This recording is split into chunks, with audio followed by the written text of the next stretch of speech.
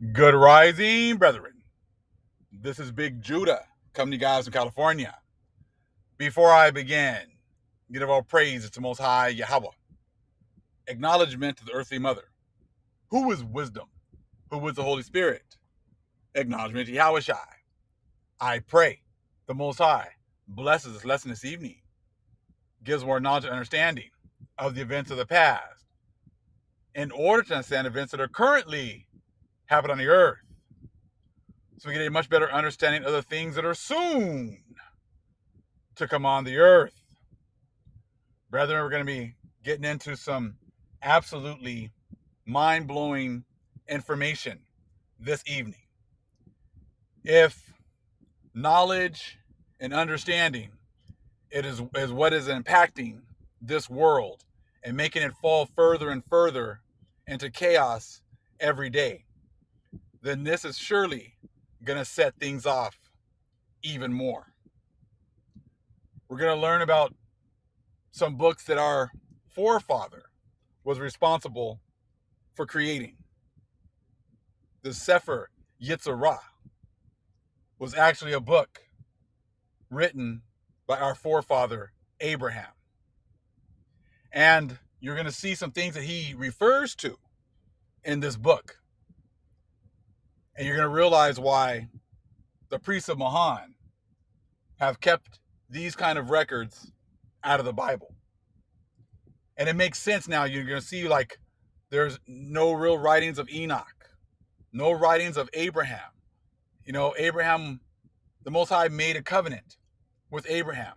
And you're trying to say that there was no writings from Abraham. Well, there was no writings, apparently, that the priesthood of Mahan wanted to approve. And you're going to see that what the Most High has been moving some of us to share concerning the Kabbalah and the Zohar was actually something that our forefather Abraham was well acquainted with. And his writings only help to supplement and be a guide to get deeper and more understanding of this esoteric knowledge. But before we get into this, let's pray. Let's do our Psalms 64 prayer before we get into this. Praying for our Father to protect us.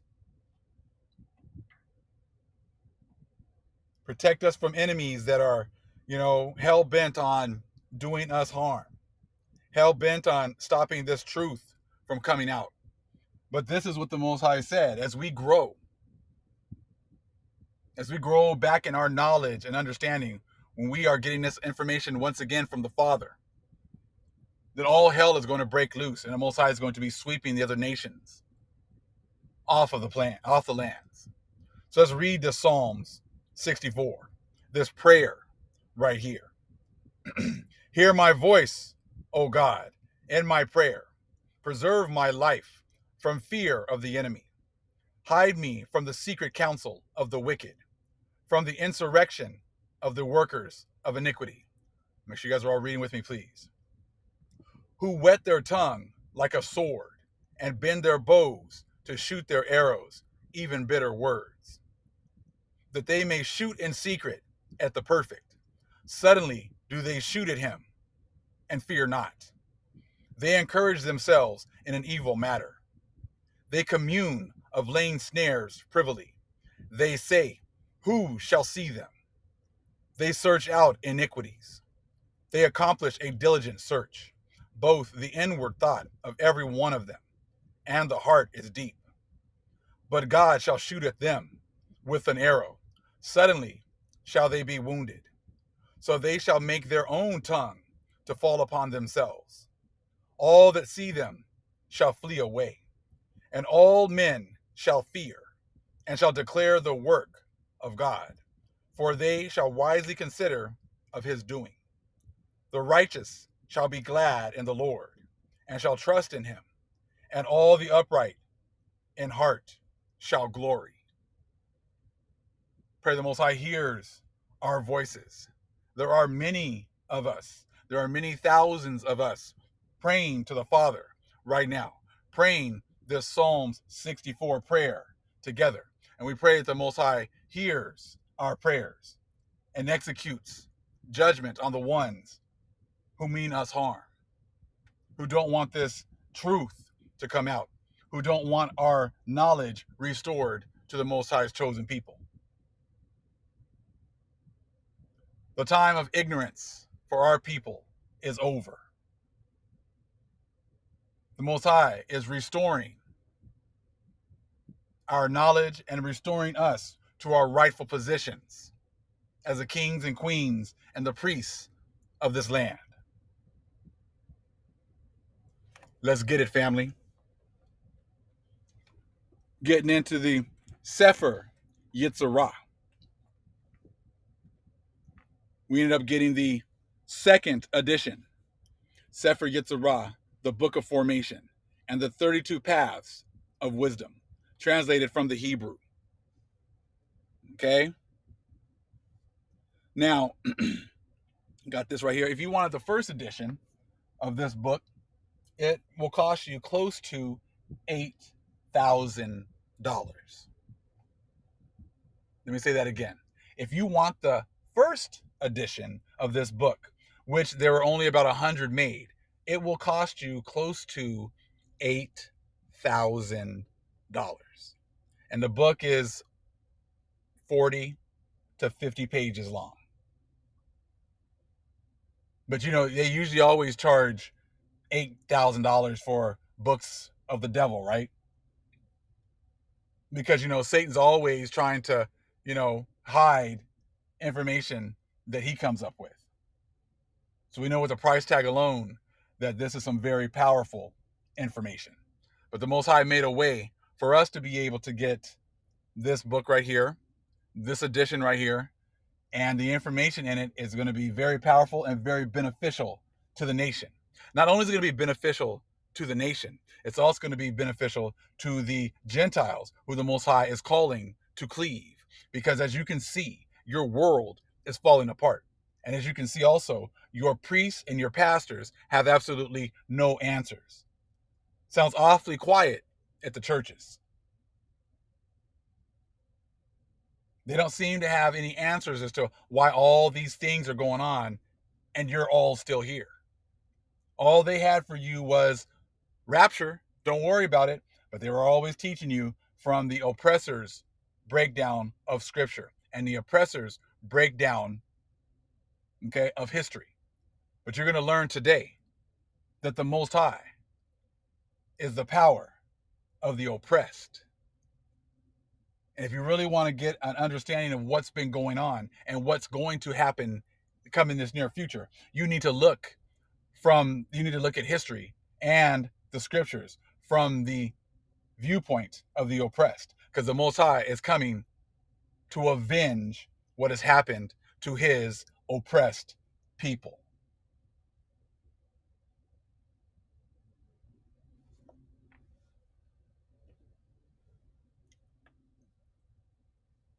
Hold on real fast here. Okay, so what we got right here is, we're going to start right here. The Sepher Yetzirah consists of 6 chapters, having 33 paragraphs distributed among them in this manner. The first has 12, then follow 5, 5, 4, 3, and 4. Okay? The oldest title, okay, has as an addition the words, the letters of our father Abraham, or ascribed to the patriarch Abraham. So again, the letters of our father Abraham, or ascribed to the patriarch Abraham. So it's letting you know that these writings are ascribed to our patriarch, our forefather Abraham. Okay, and it is spoken of as much, or as such, by many medieval authorities. But this origin is doubtless fabulous, although perhaps not more improbable than the supposed authorship of the Book of Enoch, mentioned by St. Jude, and rescued in modern times from the wilds of Ethiopia by the great traveler Bruce. And we talked about that also from the people talking about, you know, how the other nations did not approve the book of Enoch. They just ignored all of the proof that the book of Enoch was actually, a real book, a true book. Because he said they trying to exclude all this information like they always have. Okay? Okay, hold on fast. All right, so that's good. All right, hold on real fast. Let me see if I can find that video clip real quick. I can play it so you guys can hear it once. Where I was on one of the last videos that I did. Let me see here. Not that one.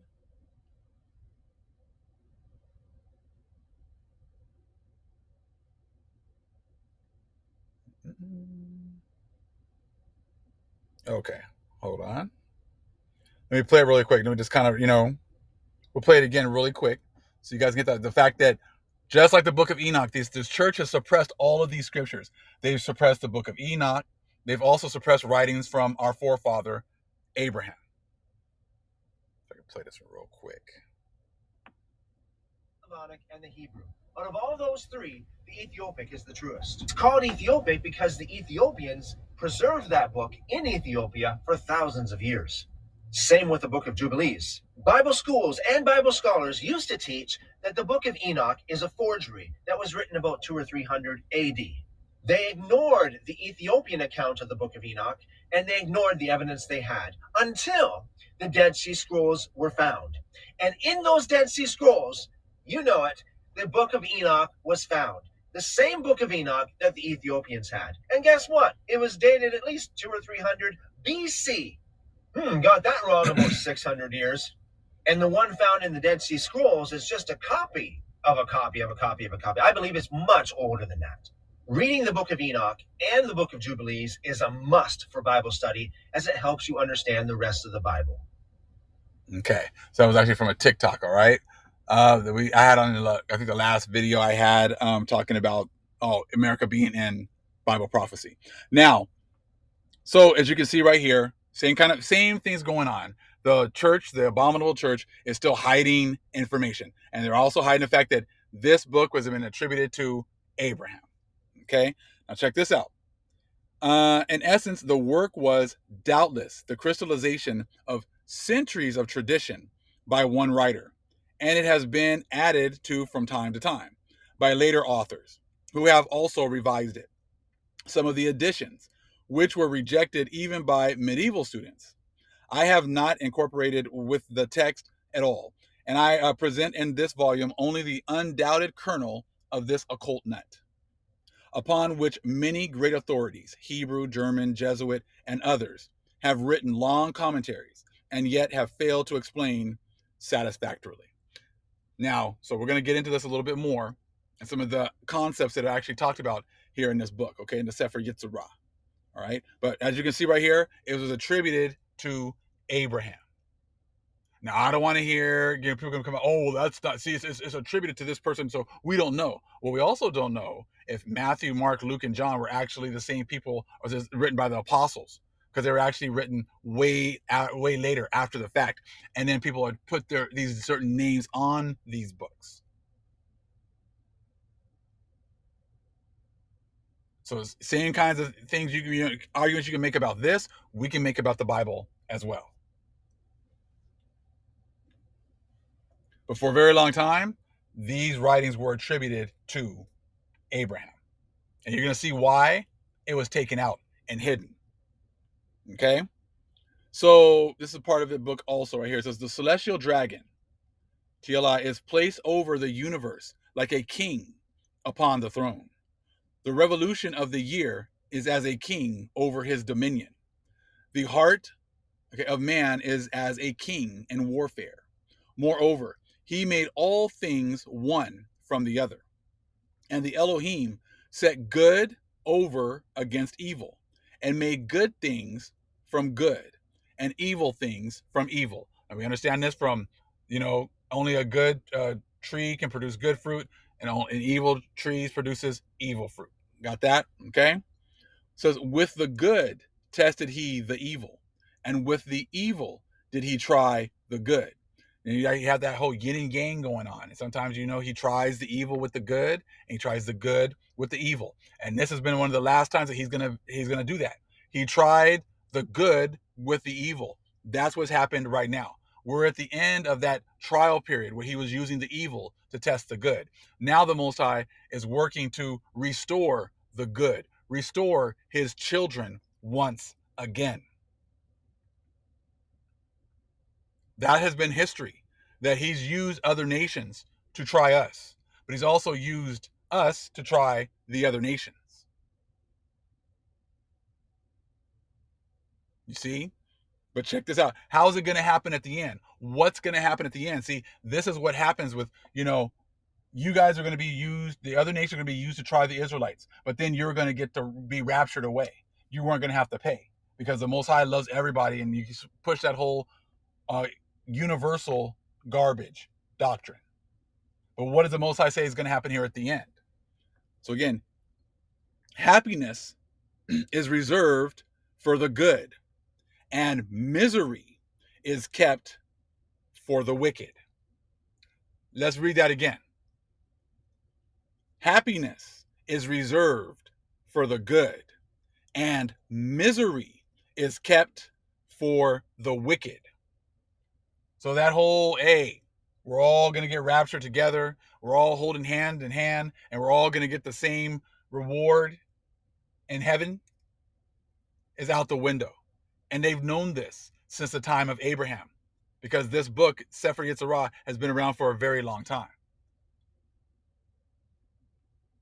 Good fruit, good trees produce good fruit. Evil trees produce evil fruit.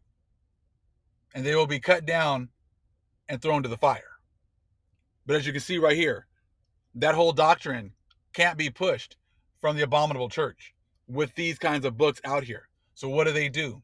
Suppress information. Just like to suppress the book of Enoch, they also suppressed this book. Let's continue. The three are one, and that one stands above. The seven are divided. Three are over and against three, and one stands between the triads.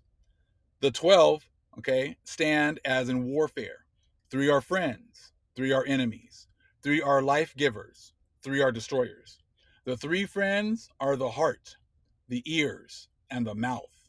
The three enemies are the liver, the gall, and the tongue, while God, the faithful King, rules over all.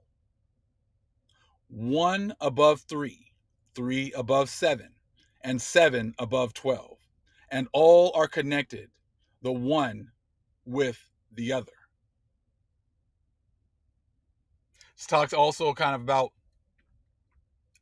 like, I want to say that it's like a one essence with three aspects.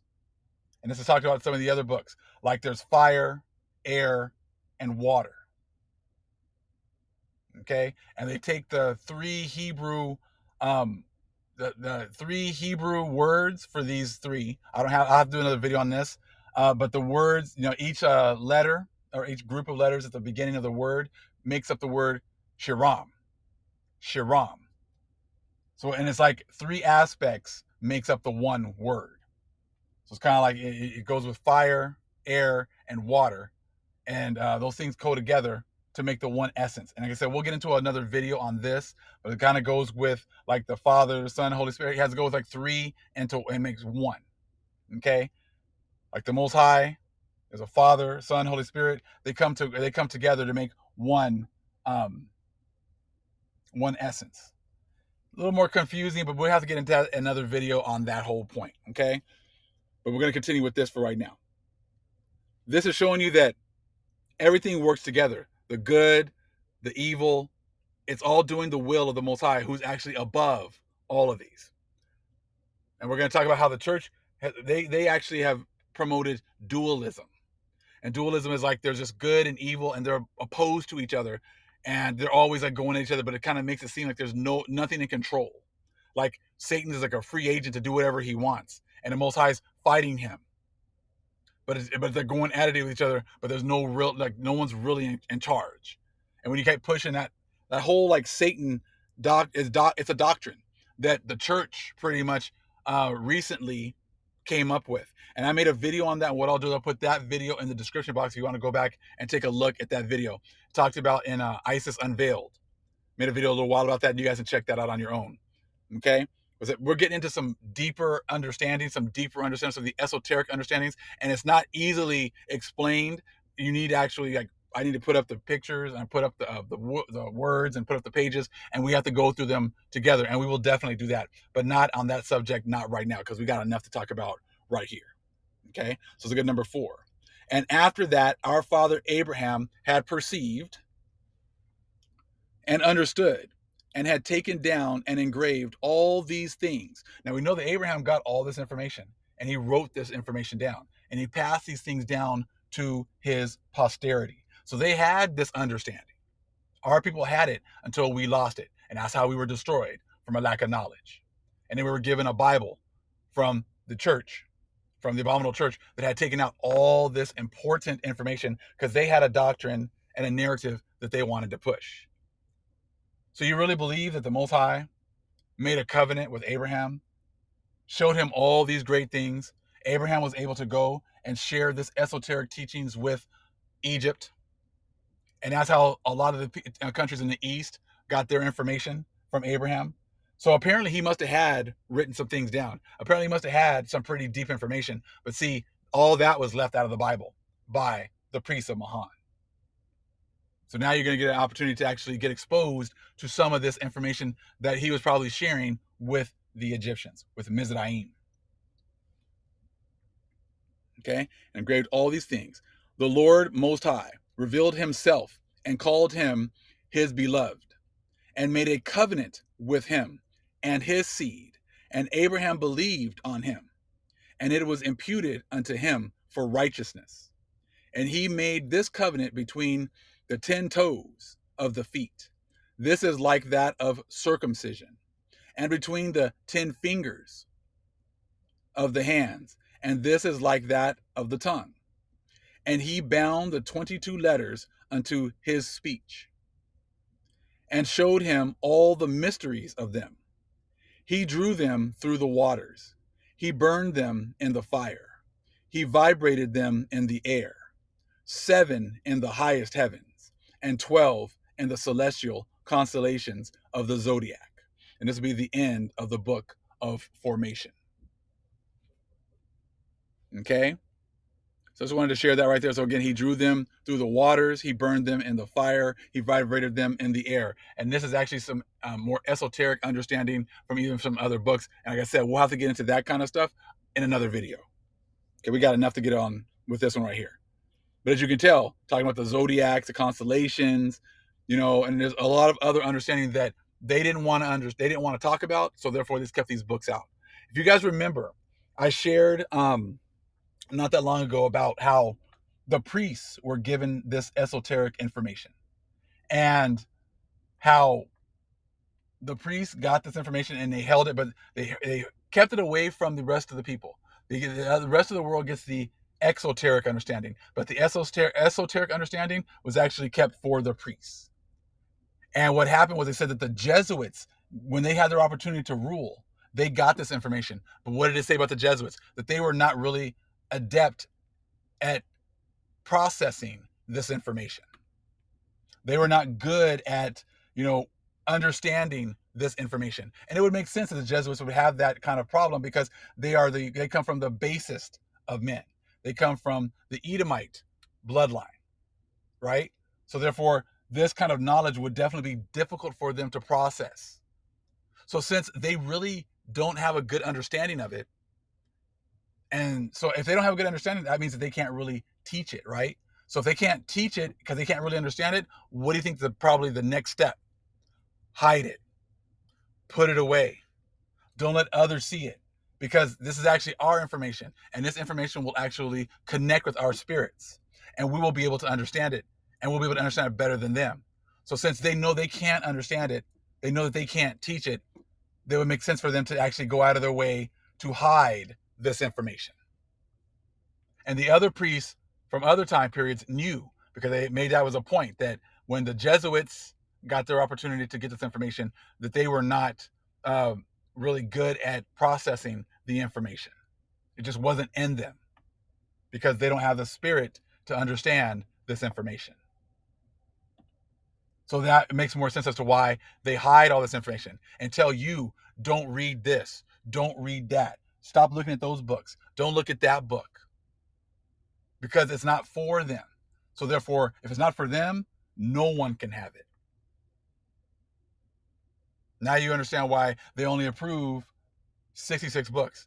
And many of these books, the esoteric information is definitely hidden because they can't explain it. And if they can't explain it, they don't want anyone else to be able to get this information and actually be, portrayed as being more intelligent than them. Because this is their blessing. This is their opportunity to shine, put themselves at the top. Let's continue. So we're going to go here towards the top, page 6. The Kabbalistic principles involved in the reversal of Hebrew letters and their substitution by others on definite schemes should also be studied and borne in mind. It is exactly on these principles that the groundwork idea of this disquisition rests, and these principles may be traced throughout the Kabbalistic volumes which have succeeded it in point of time, and development, and which are now associated together in one volume and known as the Zohar, or Book of Splendor, a collection of treatises which is in the main concerned with the essential dignities of the Godhead, and with the emanations which have sprung therefore with the doctrine of the Sephiruth, and the ideas of macro-prosperous and micro-prosopis. The Sepher Yetzirah, on the other hand, is mainly concerned with our universe and with the microcosm. The opinions of Hebrew Kabbalistic rabbis and of 2 French mystics may be fitly introduced here. The following interesting comment is from Rabbi Moses Botarel. It was Abraham, our father, blessed be he, who wrote this book to condemn the doctrine of the sages of his time, who were incredulous of the supreme dogma of the unity. At least this was the opinion of Rabbi Sadiah, blessed be he, as written in the first chapter of his book, The Philosopher's Stone. These are his words. The sages of Babylon attacked Abraham on account of his faith, for they were all against him, although themselves separable into 3 sects. Now you're going to see these sects are still present today.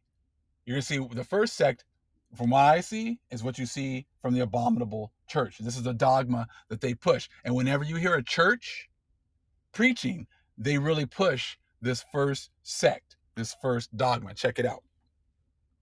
The first thought that the universe was subject to the control of 2 opposing forces, the one existing but to destroy the other. This is dualism. So you got the Most High and you have Satan, and all they're doing is fighting with each other all the time, fighting for control. But we know that that's not true. So because if you go to the book of Job, Satan had to get permission to try Job. It wasn't that he could just go and do whatever he wanted. He had to have permission. So therefore it shows you that whole dualism, like Satan is now all of a sudden released to do whatever he wants. He can't do whatever he wants. He is subject to the Most High. Okay?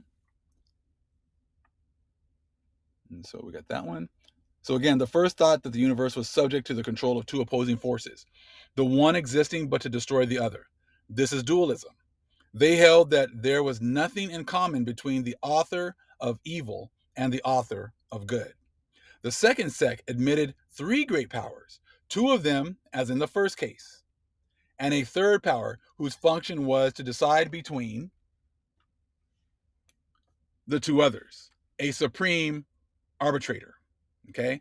The third sect recognized no God besides the Son, in which it recognized the sole principle of existence. So these different dogmas, different sects, were already around during the time of Abraham. And these were around during the, when they were in Babylon. That's what we're talking about right there, right? So go back here again. And they were all against Abraham. So the sages of Babylon attacked Abraham on account of his faith. No different than today. We still got the sages of Babylon attacking the Hebrew Israelites even to today, because everything repeats itself. The sages of Babylon are still professing the same dogmas, same narratives, just like when Abraham was right here around these sages of Babylon. Nothing different. They're still pushing dualism. They're still pushing that whole doctrine. And it would make sense because the church of Mahan, priesthood of Mahan, follows the whole Babylonian, setup. If you ever look at the book, The Two Babylons, you'll see how many of the practices of Babylon have just been pretty much copied by the Catholic Church. I'm sure many of us here have read, The Two Babylons. If you haven't, that's a really good book to get, because like I said, then you start to see how the Catholic Church, the Abominable Church, just pretty much copied all of the same, actually practices of Babylon. So actually, what you see here, a fight between the Hebrew Israelites and the Babylonian, whole society that was going on back then, is still going on right now. So you still got to have your people that are playing, they're part of being part of the Babylonian system, and you got to find you got to realize who are the ones that are actually representing the Hebrew Israelites, representing the children of Abraham. So we got that third sect right there, recognize no God beside the Son, in which it recognized the sole principle of existence. We're pretty much worshiping the creation instead of the creator. Okay? So Rabbi Judah Levi, in his critical description of this treatise, wrote, "The Sepher Yetzirah teaches us the existence of a single divine power by showing us that in the bosom of variety and multiplicity there is a unity and harmony, and that such universal concord could only arise from the rule of a supreme unity." So everything is being controlled by the Most High. It is not, good against evil, and evil has, free reign to do what they want, and it's a constant fight between good and evil. That's not what Abraham was teaching. He's teaching that there is a supreme being above all. But let's continue. Eliphas Levi, the famous French occultist, thus wrote of the Sepher Yetzirah in his Histoire de la Magie, page 54. The Zohar is a genesis of illumination. The Sepher Yetzirah is a ladder formed of truths. Therein are explained the 32 absolute signs of sounds, numbers, and letters. Each letter reproduces a number, an idea, and a form, so that mathematics are capable of application to ideas and to forms, not less rigorously than rigorously. Throw me off here. Than to numbers, by exact proportion and perfect correspondence.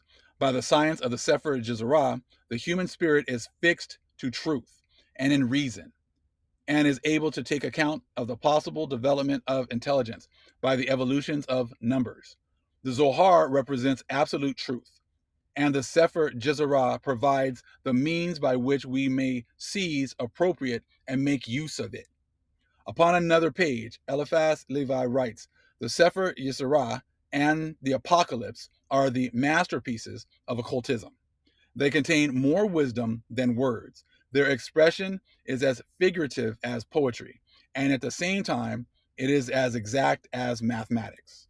In the volume entitled La Kabbale by the eminent French scholar and member de l'Institut, Adolphe Frank, there is a chapter on the Sepher Yetzirah. He writes as follows: "The Book of Formation contains, I will not say a system of physics, but of cosmology, such as could be conceived at an age and in a country where the habit of explaining all phenomena by the immediate action of the first cause tended to check the spirit." Okay, this is an observation. And we're going to stop on that for right now. We'll get into these some more. But like I said, these are some pretty deep concepts that are going to take some time to learn and to kind of get more understanding. And we will definitely do that. We've got a lot more abstract, understanding, a lot of abstract information. But you see that, Abraham was exposed to some deep information. When you know the Jesuits can't handle this and they don't want to be shown to, be less than, they're going to hide this information. They're going to hide the fact that Abraham was dealing with these Zohar and Kabbalistic ideas. And they don't want you to understand that, so therefore hide it. And if anybody brings it out, try to slander them. Call it witchcraft. Call it this. Call it that. Have you read it? No, we haven't. Do you understand it? No, we don't. But it's witchcraft and it's evil. That's something that the Jesuits would do. That's something that the priesthood of Mahan would do, because they don't understand it. It's not for them to understand. And like I said, if they can't understand it, then they're not going to let you get your opportunity to try to figure out as well, because they know that you will.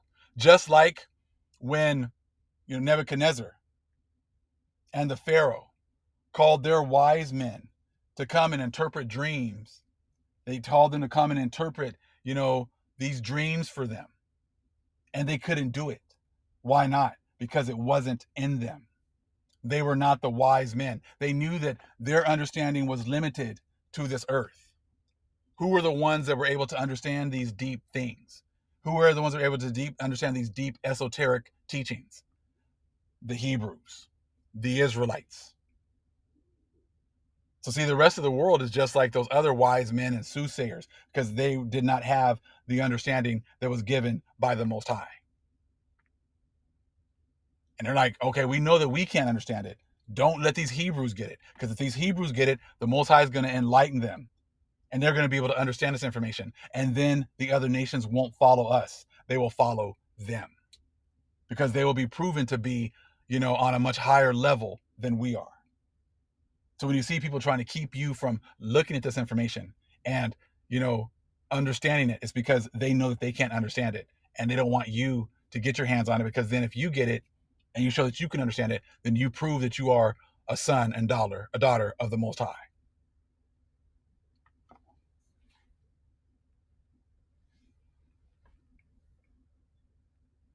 They stole our information, but the Most High did not give them the understanding to be able to really understand it and internalize it and use it. I'm going to read a little something here from Isis Unveiled, first edition. Okay, first printing was in 1877, Blavatsky. Less than 20 in existence. And the Most High has blessed us to make sure that we got our hands on one. I said, because he knew that he's going to be bringing this information out. He's going to be giving it back to his people. And he had to make sure that we had a good opportunity to get these books and get this understanding in order for us to be able to ascend back to our natural positions. It says most of these were destroyed by the Catholic and other Christian churches.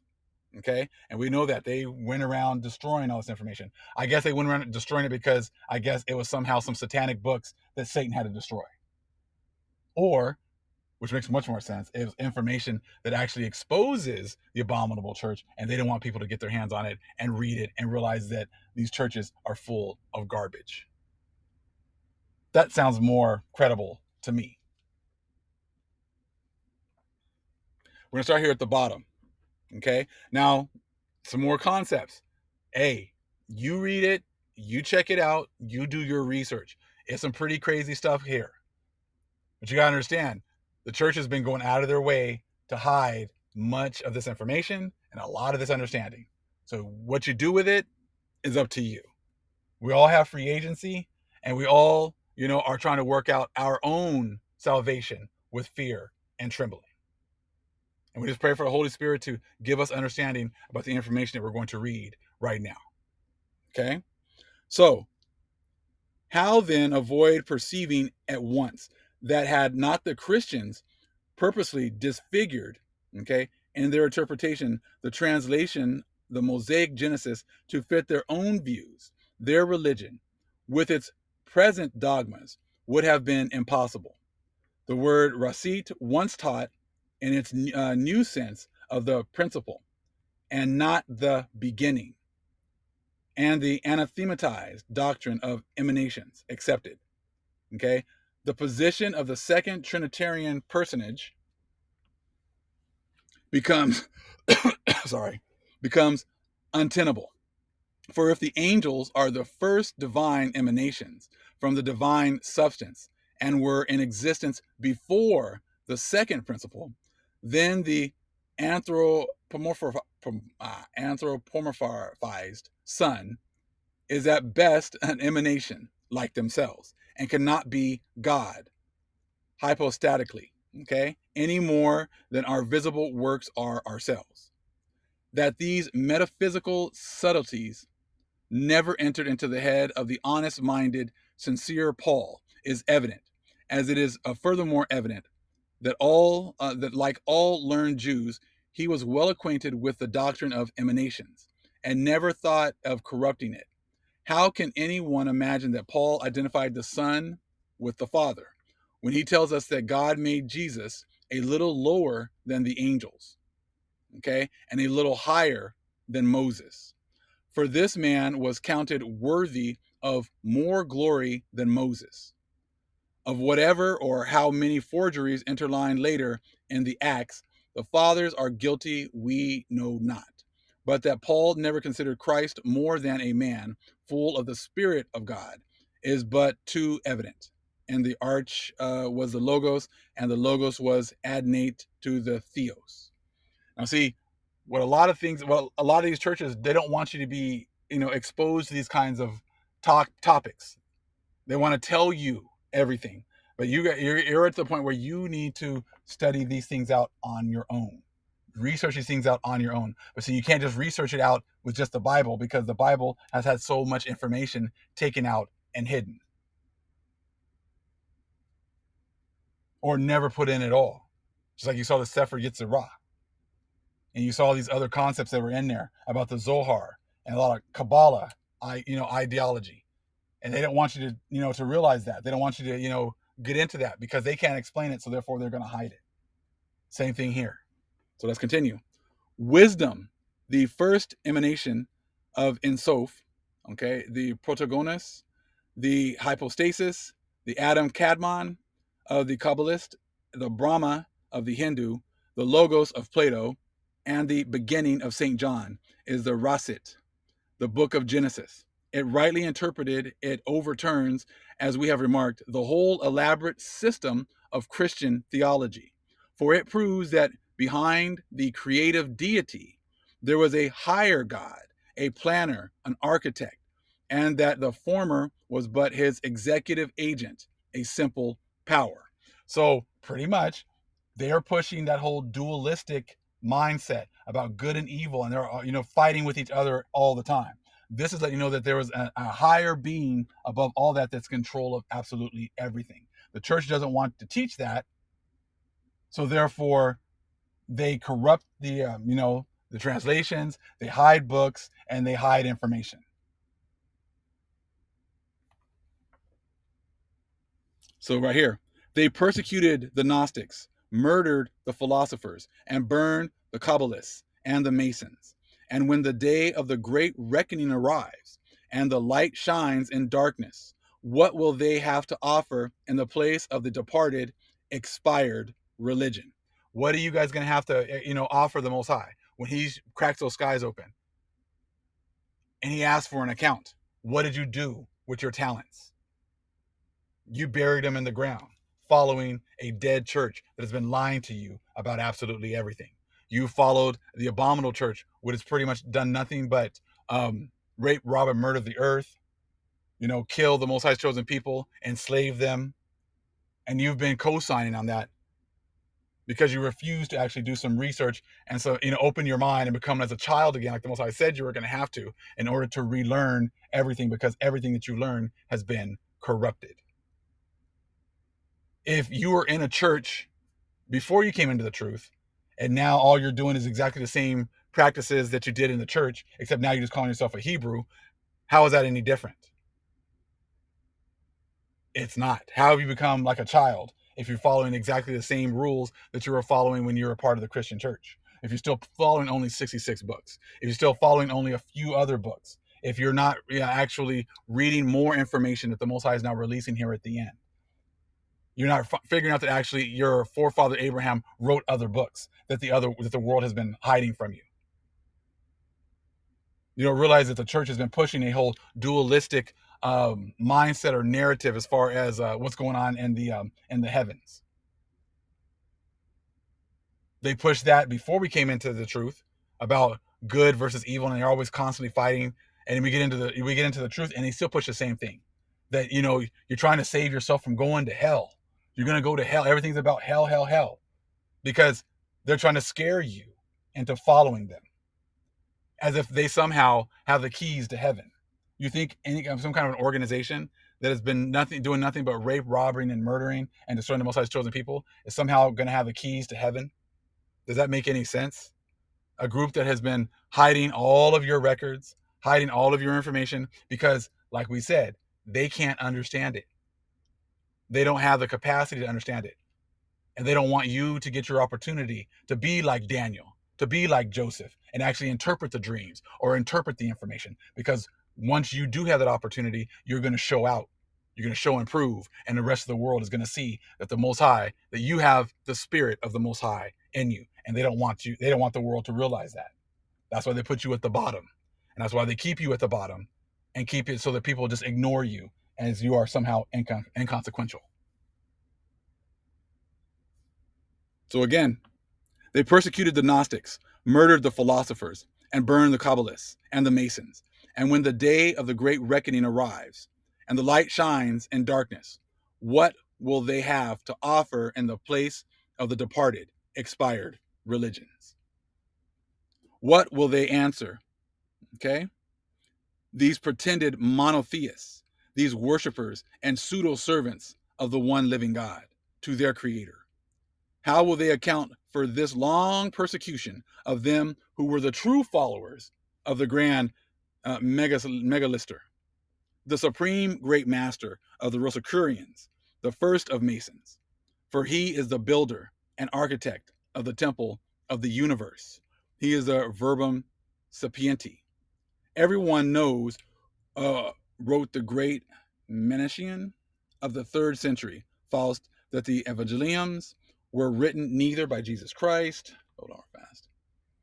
nor his apostles, but long after their time by some unknown persons who, judging well that they would hardly be believed when telling of things they had not seen themselves, headed their narratives with the names of the apostles or of disciples contemporaneous with the latter. Exactly. So they wrote these things, and then they put the names of the apostles on them like they wrote them. So when they try to say, oh, Abraham didn't write that, you don't have any proof. Well, we can say the same thing about the Gospels that you use. The only, Matthew, Mark, Luke, and John, the only 4. Where are the other 8? Where's all the other information?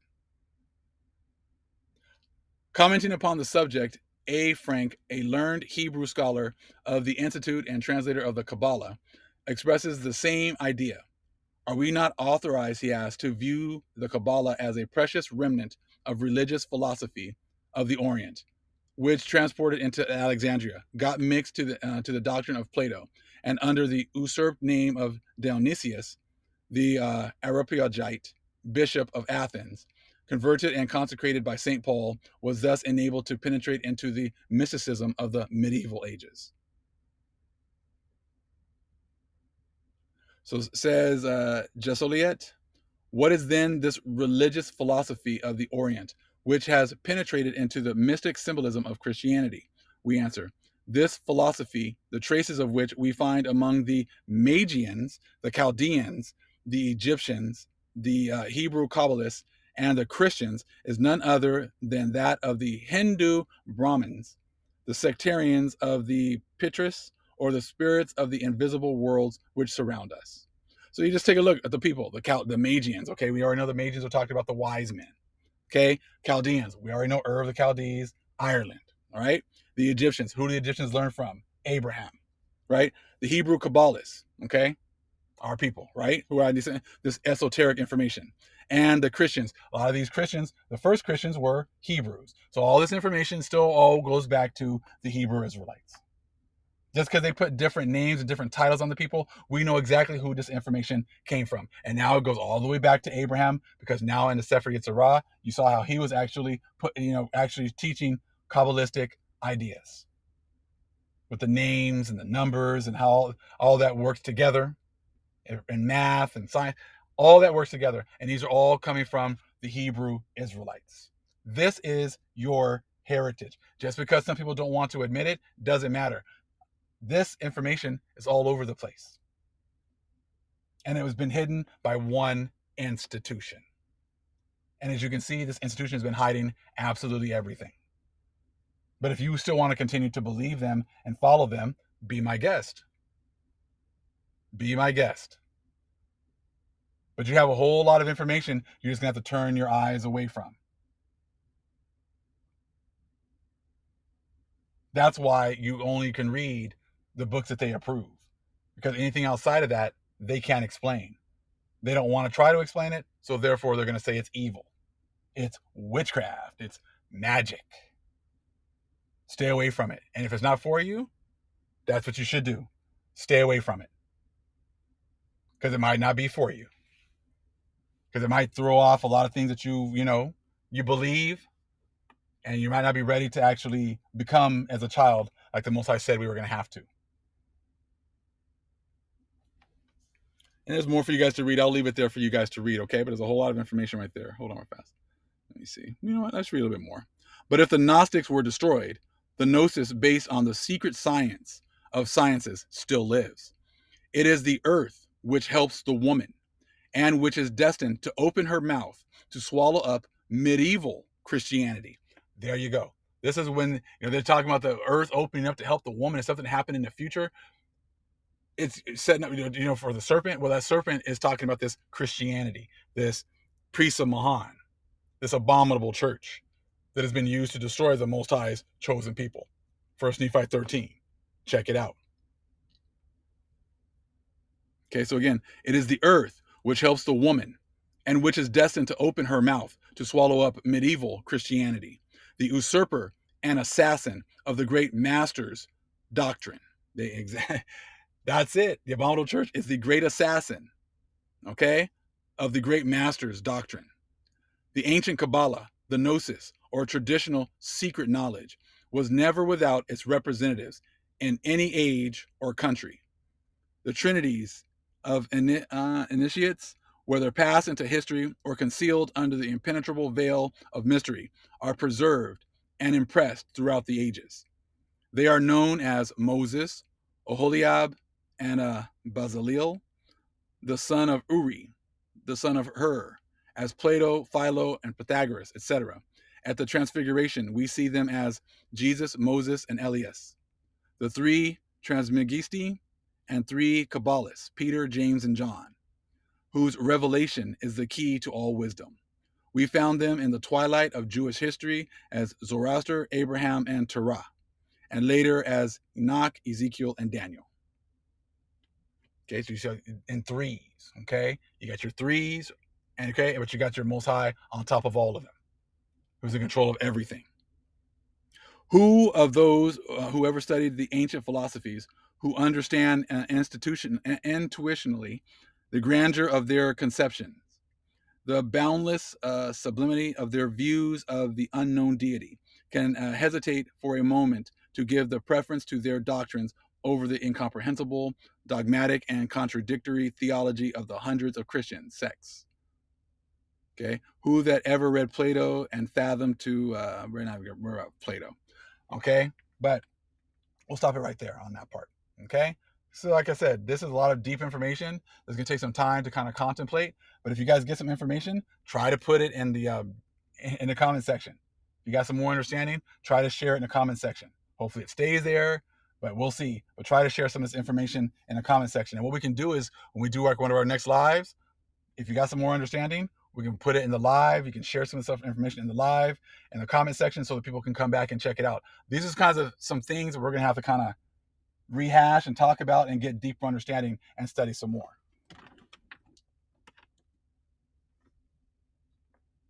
But you can see, we're moving into a new time, a time of understanding, a time of deep thought, a time of knowledge, which is our time, because knowledge was given to our people. Other nations have done their best to hide all this information, but now the Most High is bringing it all back to us once again. All praise to the Most High Yahweh. Acknowledgement to the earthly mother. Who is wisdom? Who is the Holy Spirit? Acknowledgement to Yahweh Shai. Shalom.